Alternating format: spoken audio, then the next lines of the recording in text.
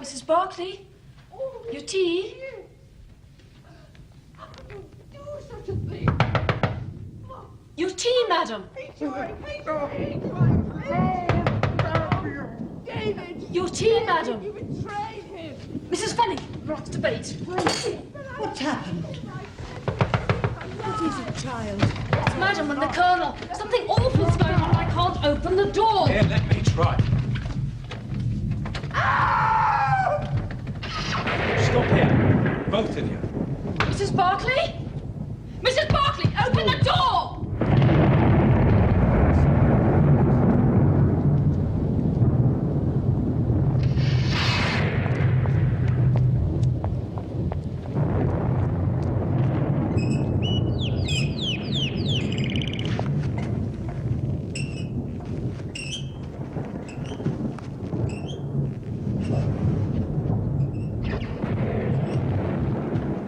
Open the door!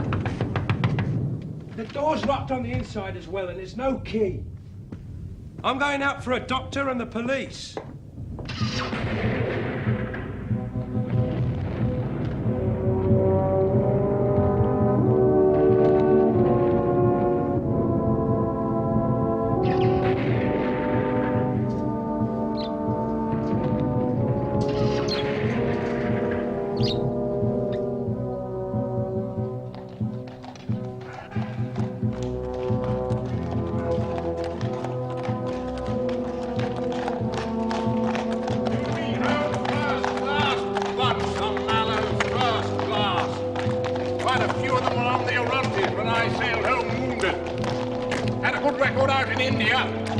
Did wonders during the mutiny.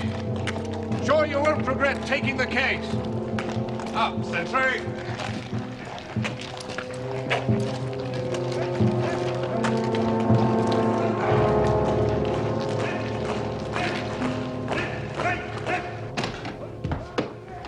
Dr. John Watson, formerly medical officer attached to the Royal Berkshires, now in civilian practice. Murphy, second in command, temporarily in charge of the Royal Mallows following the tragedy of our colonel's death. And this will be Mr. Holmes. Please.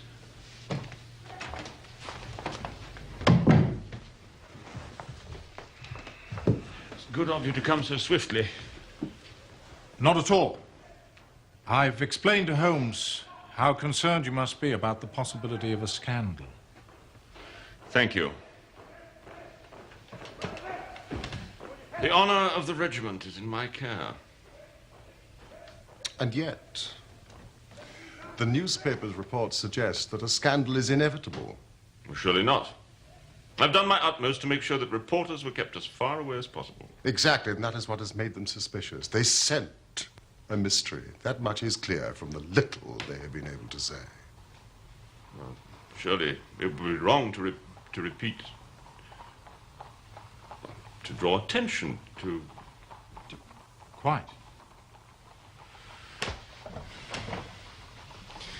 You see how much we need your help, Mr. Holmes.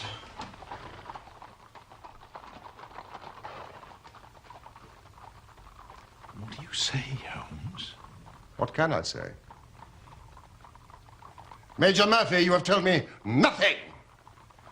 I have come down here after persuasion from my friend, to Aldershot, who has more interest in military matters than I. Now that I am here, please, tell me the facts.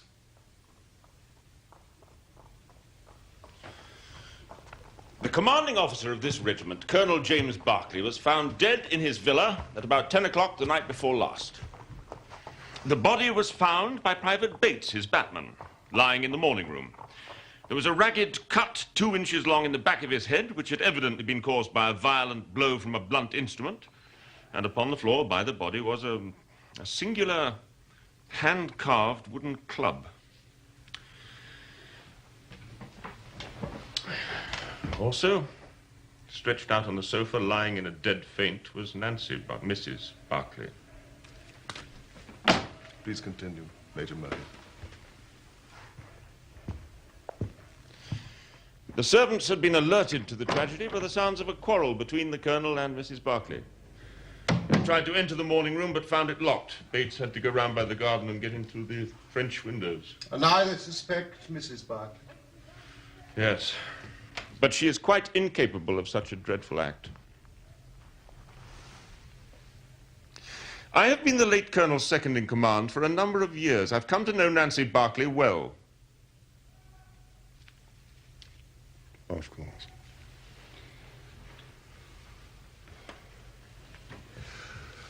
Tell me about Colonel Barclay. Was he highly regarded by the men under his command? Considering his background, remarkably so. His background? Why? Was he ever disgraced?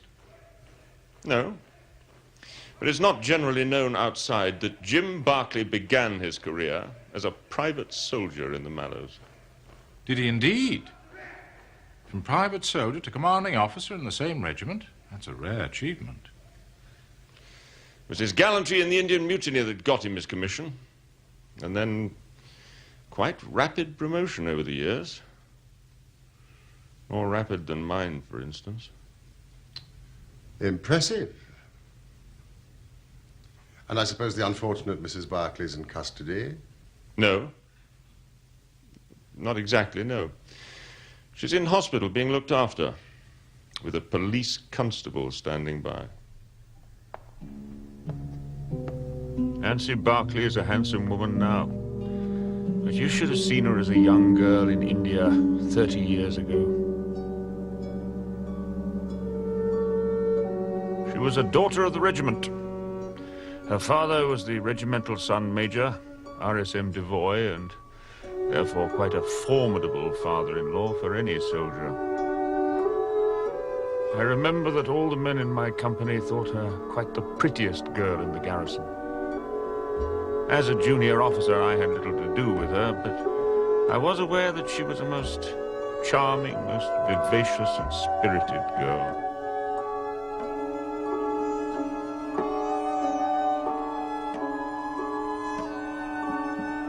It was quite understandable that Barclay was not the only man in the regiment who sought her hand. But in the end, he was the one she chose.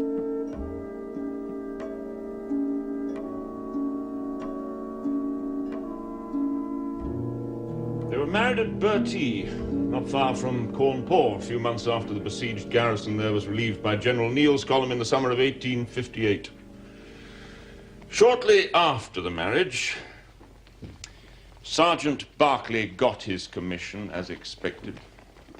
Must have been difficult for the Barclays at first. NCO promoted from the ranks, married to a regimental sergeant major's daughter. Yes. I believe there was some little social friction. But Nancy carried it off with dignity and charm, and they gained acceptance in no time. Barclay's career flourished, and the regiment returned from India some 5 years ago. Barclay was then appointed commanding officer. And the marriage continued to be a happy one? It appeared to be so. Appeared? Most people believed the marriage to have been a uniformly happy one. And what do you believe, Major Murphy? My position as second in command often took me to the Barclays' house. I saw a different side to the marriage.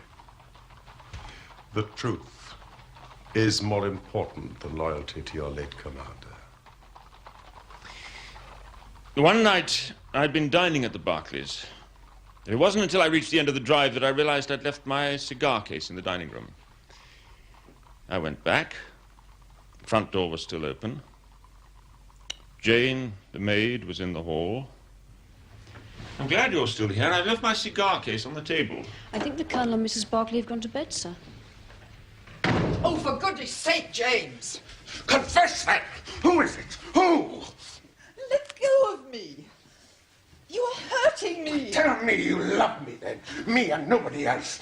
Do you hear? Do you hear me? Oh, would I have married you if I didn't? I don't know. Sometimes I wonder.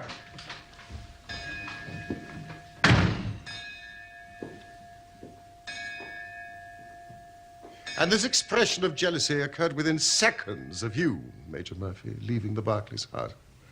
Tell me about the Colonel. Was he a violent man in any way? On occasion. He could be most vindictive towards young subalterns. But he'd clawed his way to the top. You need to be ruthless to do that. Well, surely he didn't still feel out of place as an officer? No, I don't think so. But he was subject to a peculiar form of depression. The Queen. The Queen.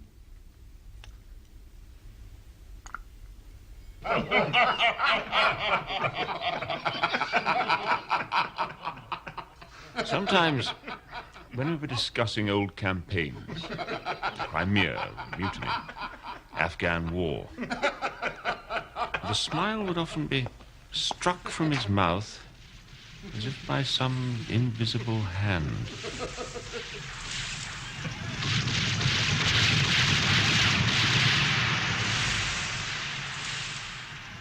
Yes, long service in India can have that effect. I saw that when I was in the Berkshires. You mentioned a carved wooden club found by the body. One of the Colonel's Indian souvenirs. I believe the servants deny ever having seen this club before. Certainly I've never seen it on any of my visits. It was quite long. And the police, I suppose, have retained it for examination. Yes. They believe it to be the murder weapon. Do they indeed? You know, I think we should begin by visiting the Barclays' house. Unless, of course, it is possible to interview Mrs. Barclay. I'm afraid she's still unconscious.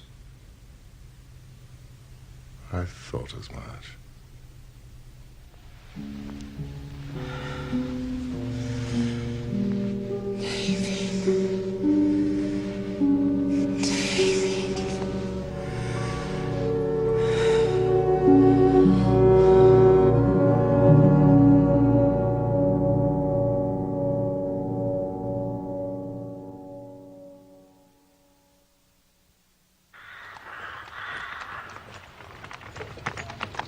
What a beautiful morning. Holmes, suppose Mrs. Barclay had a lover and the Colonel had found out. Major Murphy seems to have been rather close to her. You know, mild adultery has always been commonplace among officers and their wives serving in hot climates. Thank you, Watson, for educating me in military morality. If there had been anything between Major Murphy and Mrs. Barclay, would he have related the incident of his forgotten cigar case?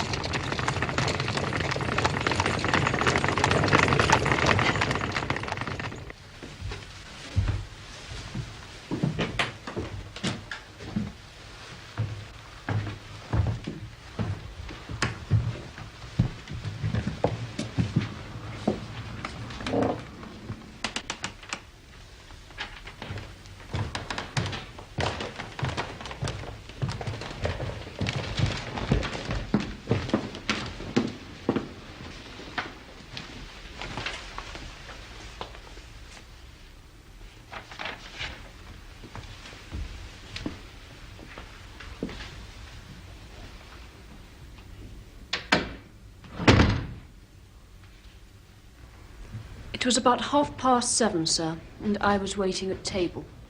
Once a month, Mrs. Barclay spent the evening doing charity work in Aldershot.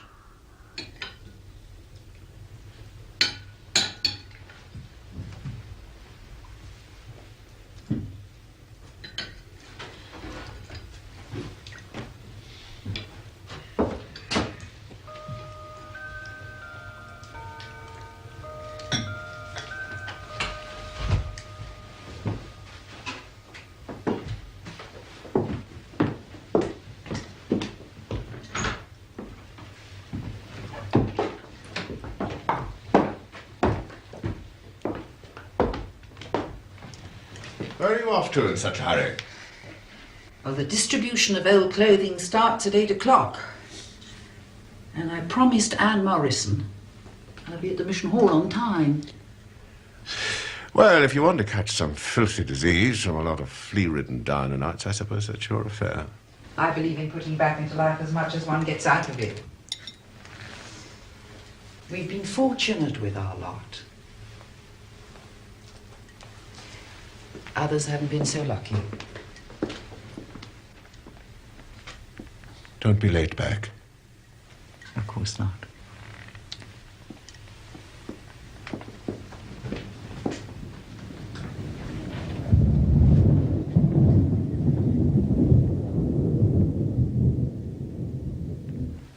Mrs. Barclay must have returned about 9:15, sir. I was in the kitchen helping the cook with the dishes. There was thunder in the distance, and I was just saying to Mrs. Fenning that there was a storm brewing when the morning room bell rang. I came up here to find that Mrs. Barclay had returned. She was walking up and down this room, sir, very pale, upset.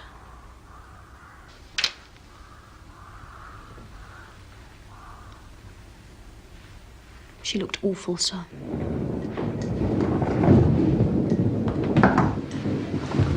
You rang, madam? Yes, Jane. Bring me some tea, will you? Of course, madam.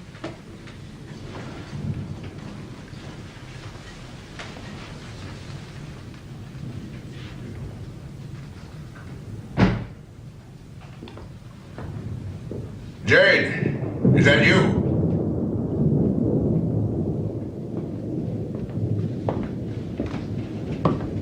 Yes, sir? Did I hear Mrs. Barclay come in? Yes, sir, she's in the morning room. The morning room. Yes, sir, I'm just about to take her a pot of tea. Tea? What does she want tea for at this hour?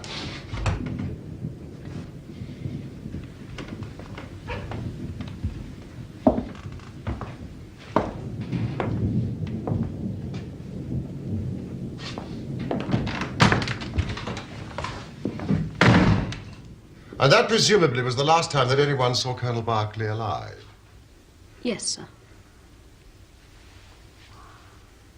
Can you think of any reason why your mistress came into this morning room at that time of night when the fire was unlit? No, sir. Did she often make a point of purposely avoiding the Colonel? Had you ever heard them arguing before? Not to my knowledge, sir. When you returned from the kitchen with Mrs. Barclay's tea, you found the door locked and you heard voices raised. Now, what exactly did you hear? They were arguing, sir. Mrs. Barclay called the Colonel a coward. She said, "You have ruined my life all these years." Mrs. Barclay shouted the name David. She said it twice. David? Could you swear to that? It was perfectly clear, sir. But the Colonel's name was James. Have you ever heard Mrs. Barclay refer to anyone called David? No, sir. I don't think she or the Colonel knew anyone by the name of David. And Major Murphy's Christian name is Patrick. Had they had any visitors recently by the name of David? I don't think so, sir. The club that was found by Colonel Barclay's body, had you seen it before? No, sir. The Colonel had several trophies from India, but nothing like that club. Are you sure of that, Miss Stewart? Yes, sir. I don't know where it came from. Thank you, that is all. Oh, no, there is just one last thing. Major Murphy once left his cigar case here. Did you manage to find it? Yes, sir.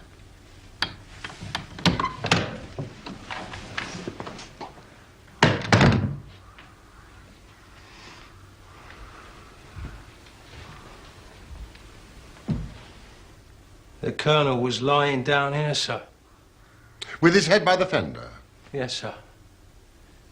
You can see the mark of the blood still. But the most frightening thing of all, sir, was his face. His face? When I rolled him over, I almost fainted away to look upon it. It was all contorted, screwed up, with the most horrible look of fear and terror. As if he'd foreseen his own death? Quite possible, sir. Thank you, Bates. What apparition, what monster was it that could have frightened the Colonel so? Not Nancy Barclay, for sure. This door was locked shut, sir. And what's more, the key was missing. Missing? Yes, in the end we had to send for a locksmith to open it. You have made a thorough search for the key. We searched high and low. Mrs. Barclay hadn't got it, and it wasn't in the Colonel's pocket, sir. Thank you, Mrs. Fanning.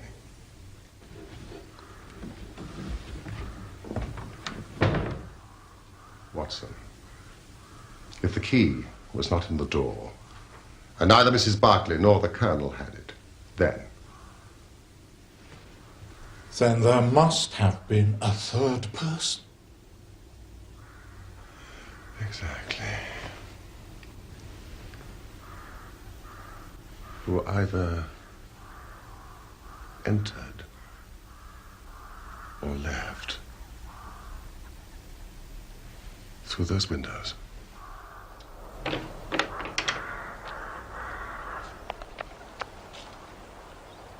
These are Bates's footprints.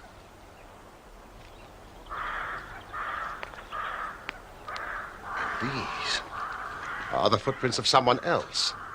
Someone has recently crossed this lawn. The marks are just visible.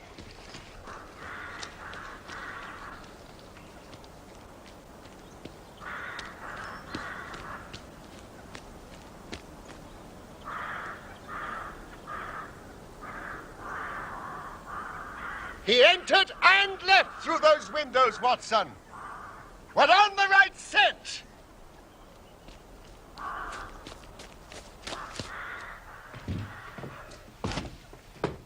Watson, look at this.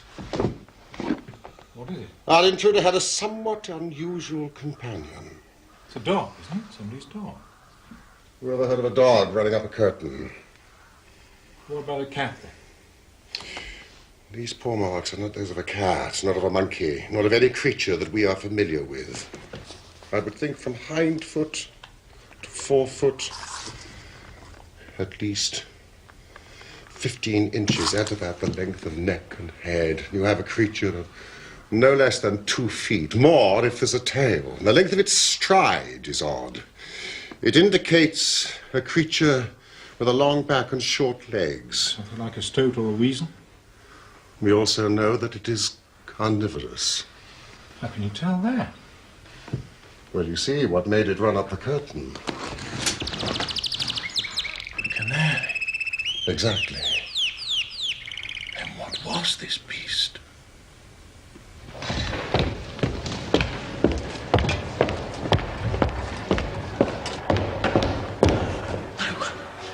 I can't. I cannot betray a friend. Please don't ask me to.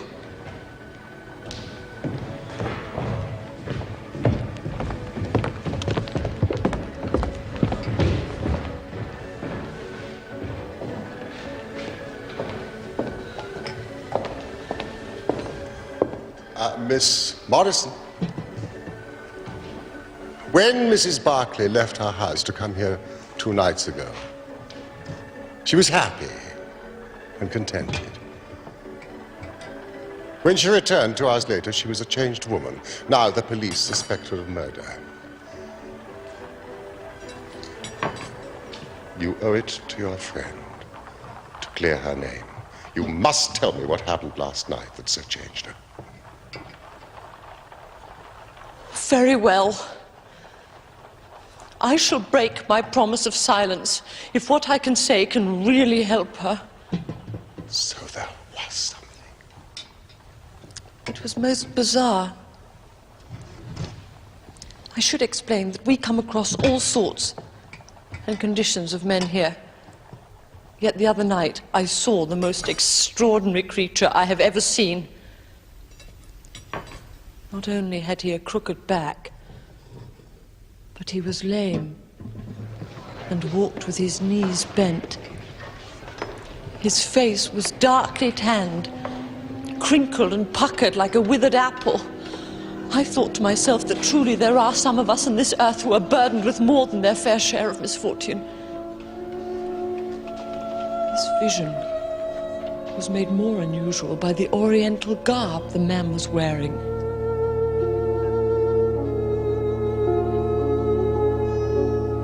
I pointed this person out to Nancy as someone especially deserving of help.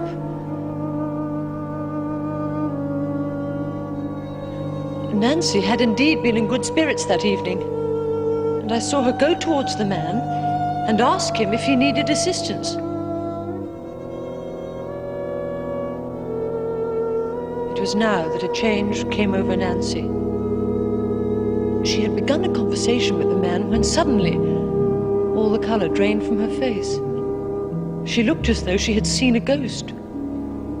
The man, too, seemed to be strangely affected by the sight of her, and I saw him gesticulating wildly. Well, Nancy and the man went to a quiet corner of the hall, and they talked together for a few moments or so before I heard an angry shout from the man and saw him storm out, waving his fists in the air.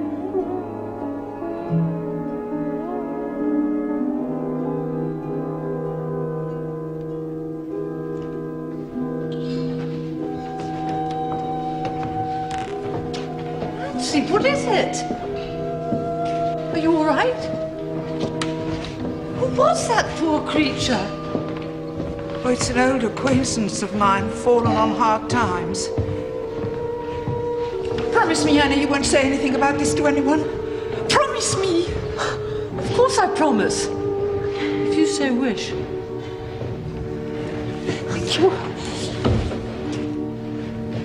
And the identity of this man? I thought you might ask me that. Well, after this terrible happening, Nancy left. I naturally made a few inquiries among some of the regulars. Such an unusual-looking creature has, of course, attracted attention. It appears he is an old soldier recently back from India. And no one knows anything else about his background, except that he makes a living by entertaining the troops. Conjuring tricks. That kind of thing. And did you tell the police about him? Of course not. A promise is a promise. Yes, of course. Thank you, Miss Morrison.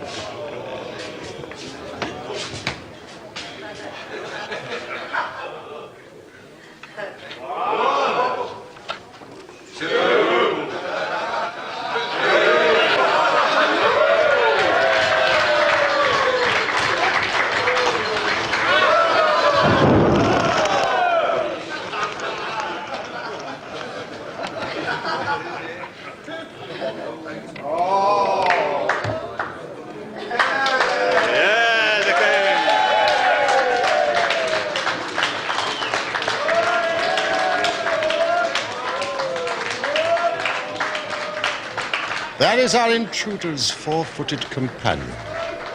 It's a mongoose. I think we've found our man.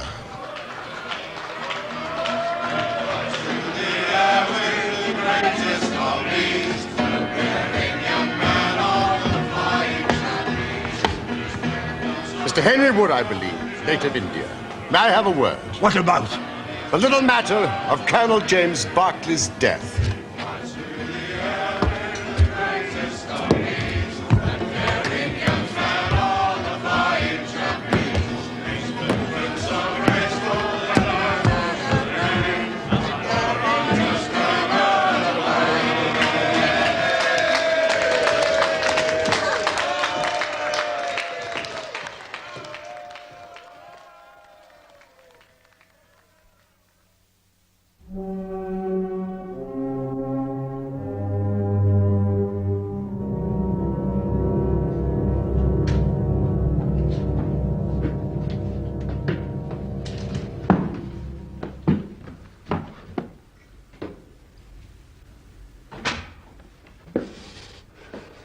She's innocent.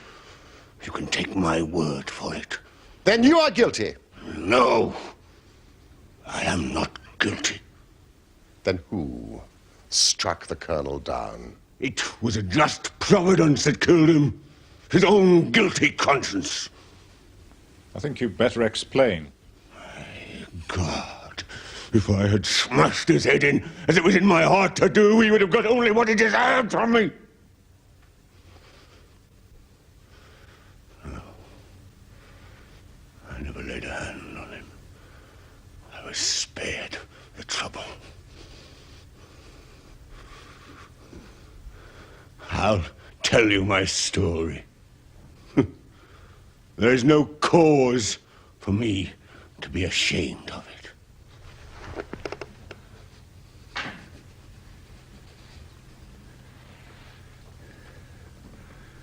You see me now, with my back like a camel, and my ribs all awry. But there was a time when Corporal Henry Wood was the smartest man in the Royal Mallows. You were in the same regiment as Colonel Berkeley? Oh, yes. But he was Sergeant Jim Berkeley then. We were in the same company. And we had something else in common. We were both in love with the same woman, Nancy Devoy. Yes, the daughter of the regimental sergeant major. Yeah.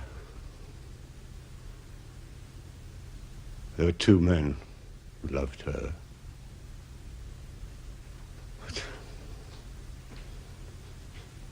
only one whom she loved.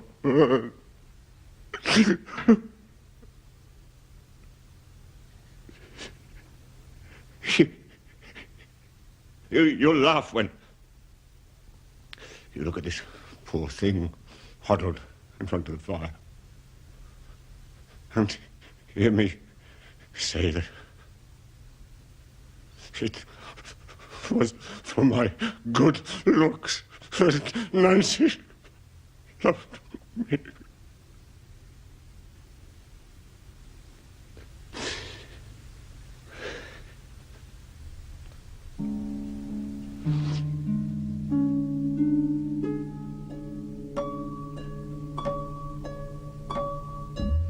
I was the one she loved, all along.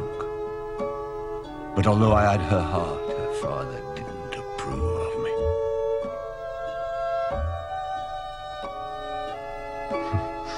I was a harum, scarum, reckless sort of lad. But I was always honest and plain dealing as well.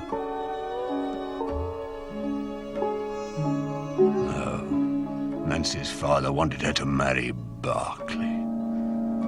He was careful to keep out of trouble, always did the right thing. Not like me, who took Nancy to places her father didn't like. Besides, Berkeley had had an education. He was already marked for the sword belt. RSM Devoid naturally thought Berkeley the better match for his daughter.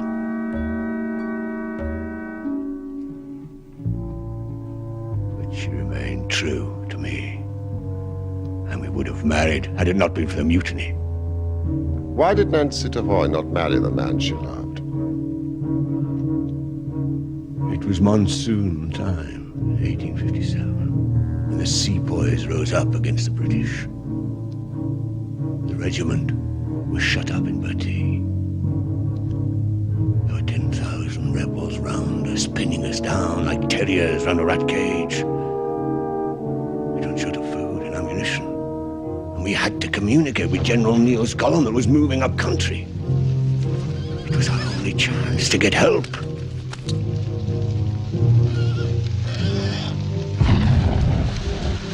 Our company commander had asked for a volunteer, a fit, strong soldier to slip out of the garrison at dead of night and make contact with the relief column out on the plain beyond.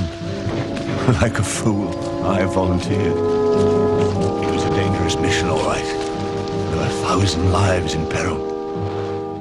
But I was thinking of only one of them.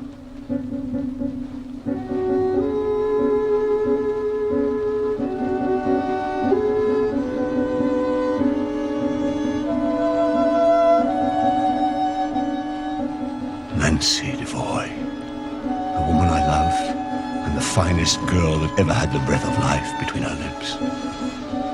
Saying goodbye to her was the hardest thing.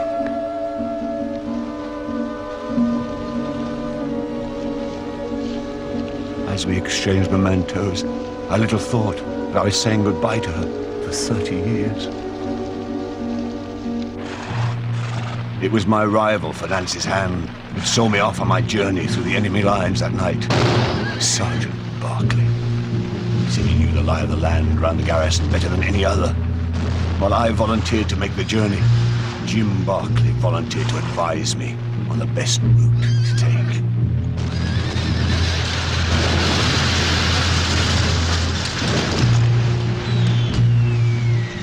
So, just after 10, while my comrades gave me covering fire, I set off.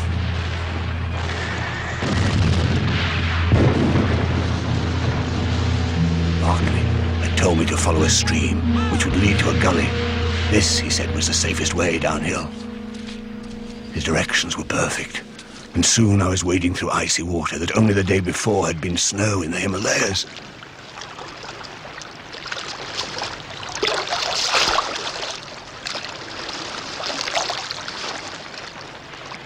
I could see the lights and fires in the rebels' camp, but I kept well down, out of sight of their sentry posts.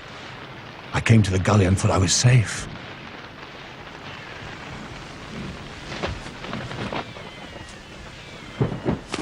But then it happened. I was attacked. Something hard cracked down on my head, and everything spun round.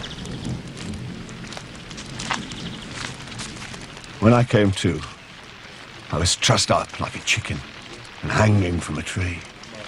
My arms felt as though they were being wrenched out of their sockets. I didn't mind the pain, but I was sick at heart for having failed in my mission. What would be the fate of those I had been trying to save?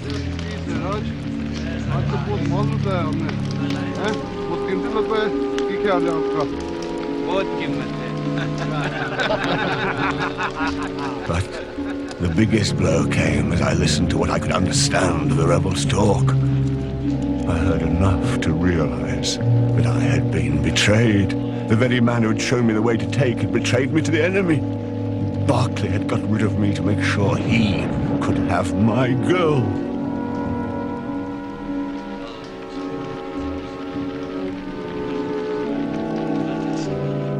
Now, you know what James Berkeley was capable of.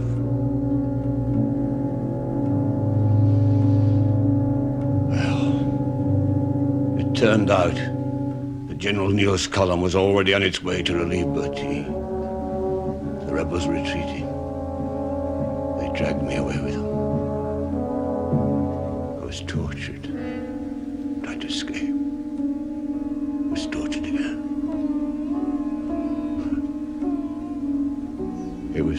many a long year before I saw another white vein.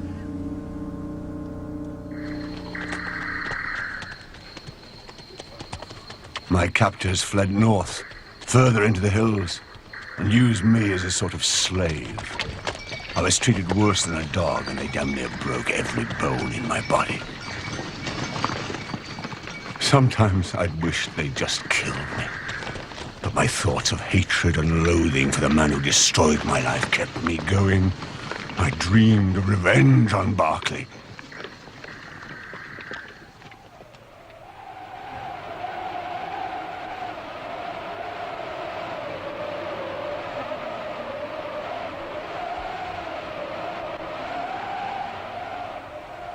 One day, some Afghan tribesmen murdered the rebels who held me prisoner.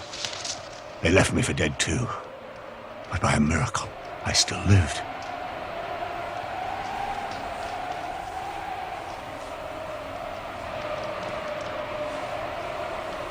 So, I had my revenge on my torturers. But Berkeley was beyond my grasp. And what of Nancy? I had no means of knowing whether she was alive or dead.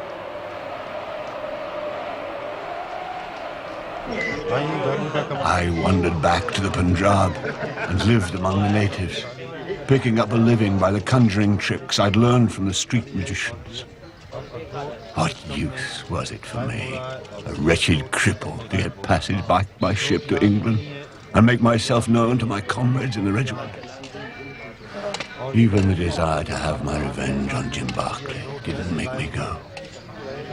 And why? I'll tell you straight. I preferred my Nancy and my old pals in the Royal Mallows to go on believing that Harry Wood died a hero's death, with a straight back, and see him crawling about the world, more like a chimpanzee than a human being. But you did return. And to Aldershot, where your old regiment was stationed. Why? I just wanted to see the old country once more before I died. I saved what I could. And eventually, I got a show.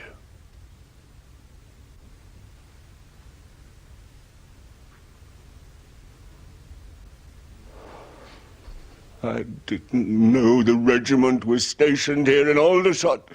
I just wanted to be where there were soldiers. I could earn my keep, going round the canteens, doing my tricks to entertain them. And I no longer wanted to kill Berkeley. The fires of revenge had burnt low over the years.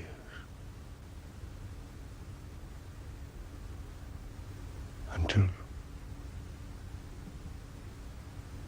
I saw her.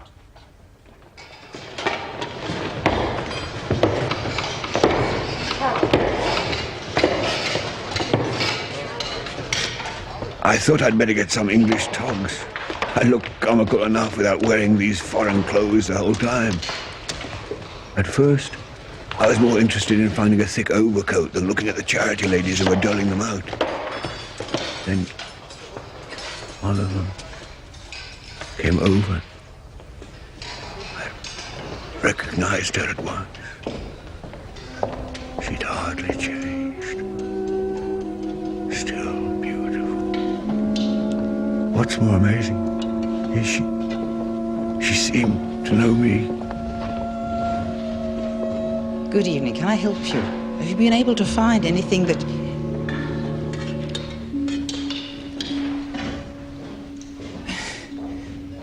I'm sorry, I thought Nancy, it is me. Harry, don't be afraid. I thought you had been dead these 30 years. I have been. I swore you'd never see me like this.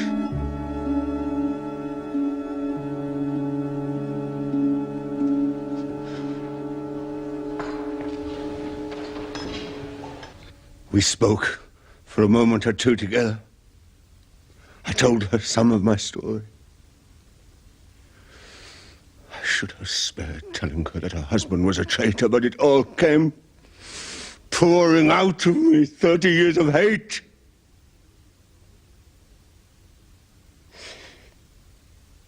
She was so affected by what I said. I couldn't stand it. I went outside. Then I saw her come out of the mission, and I followed her home. I saw her go into their house. A light came on. I saw her sitting in a chair. And then he came into the room. James, I have to talk to you. What are you looking back for? Don't be back late. No. I said, don't be back late at night. I have to talk to you. You've been with someone. No, You have been with someone. Take I've asked you before. Who is it? Who is it? You don't know. I saw him. You know the culprit, didn't you? You've ruined my life. All these years. All these years. Oh, how could you do such a thing? It was evil. No, I hate you! I hate you! I hate you! No, damn. To see him lay a hand on her made me mad with anger. My feelings overcame me. No. David! David, you betrayed him. It's not true. Mrs. Fenning's alive. I tell you, I've seen him. He's alive. No. You're mad.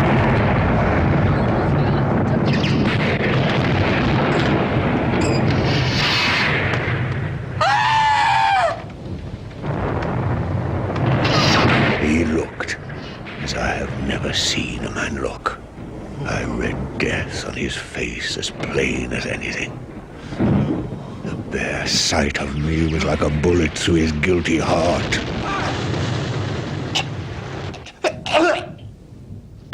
Mrs. Barclay? Mrs. Barclay, open the door! He smashed onto the fender, but he was dead before he fell.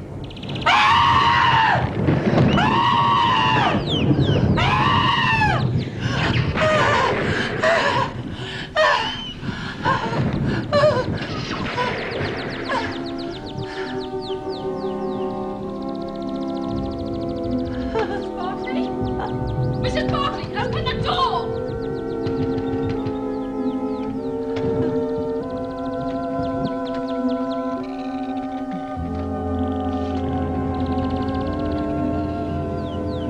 I took the key of the door from Nancy's hand, intending to open it and get help. And I thought it better to get away, for things might look black against me. In my haste, I thrust the key into my pocket, whilst I was chasing Teddy, who escaped from his box and run up the curtain. Teddy.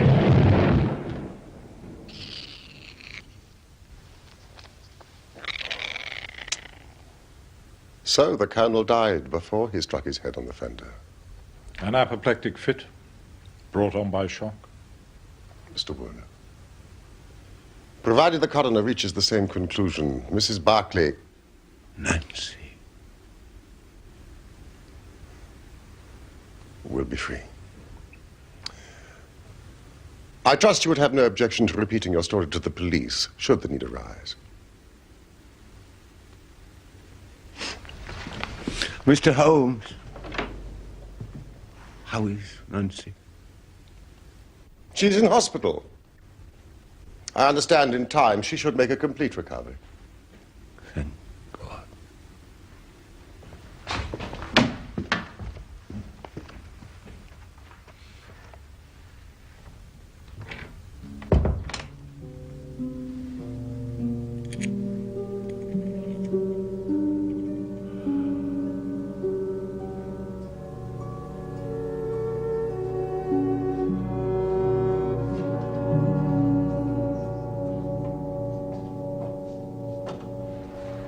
Oh, Annie, how lovely to see you. You're better. Yes, I'm much better.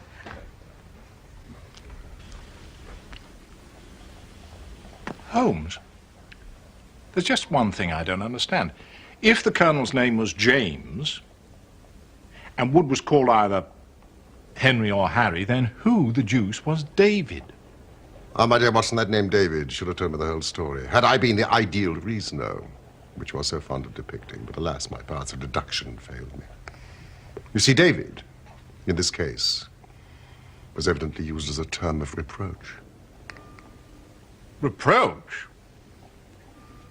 Don't you remember how King David sent Uriah the Hittite into the forefront of the battle to die so that he might steal his woman Bathsheba? I think you'll find the story in the first or second book of Samuel.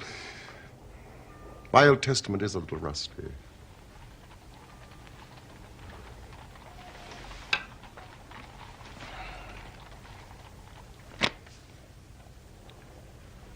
You're quite right, Holmes. Second book of Samuel. Chapter 11, verses 14 to 17. You appear to have looked it up yourself. Since we returned home from Aldershot. How did you know? You used this bill for our meal at Waterloo as a bookmarker, did you not? Excellent, Watson. Elementary, my dear Holmes.